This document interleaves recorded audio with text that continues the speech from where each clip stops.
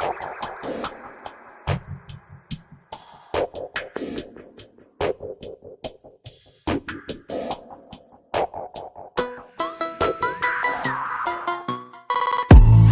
everyone. Welcome to our YouTube channel. My View My channel, in association of Teaching Point. Like, subscribe, comment. Visit our website www.teachingpoint.org.in. Section B JEE Mains 2023 जनवरी attempt second shift 29 जनवरी 2023 का paper है हमारे पास। Question number 28 है, when 0.01 mole of organic compound containing 60% carbon was burned completely, 4.4 gram of CO2 was produced, the molar mass of compound is gram per मोल होगा। Clear है। अब सबसे पहला पॉइंट अगर हम बात करें तो मोल ऑफ कंपाउंड कितना दे रखा है, 0.01 मोल। ठीक है। अब हम क्या करें, सबसे पहले मास ऑफ ऑर्गेनिक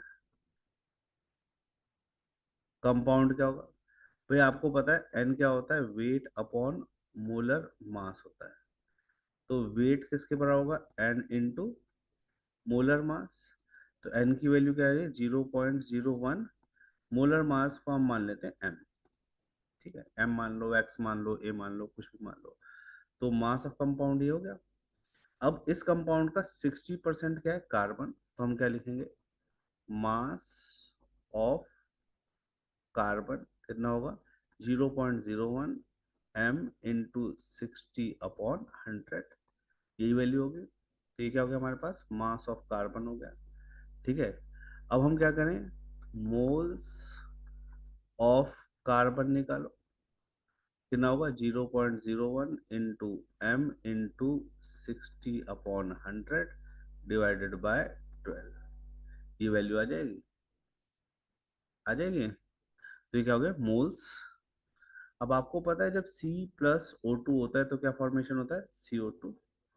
ठीक है, जब CO2 फॉर्म होगा तो इसका मतलब क्या होगा कि अगर 1 मोल कार्बन 1 मोल CO2 फॉर्म कर रहा है, ठीक है, तो इसका मतलब जो मोल ऑफ कार्बन है वो इक्वल होंगे मोल ऑफ CO2।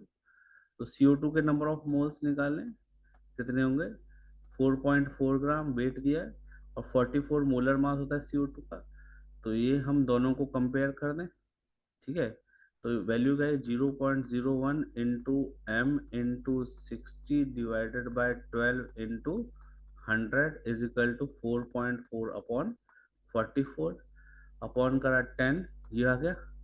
तो m की सीधा सीधा वैल्यू क्या आएगी, that is 12 into 100 upon 0.01 into 60 into 10।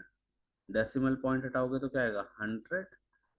Zero से जीरो और जीरो से जीरो, 6 2 12, वैल्यू आएगी 200 ग्राम पर मोल।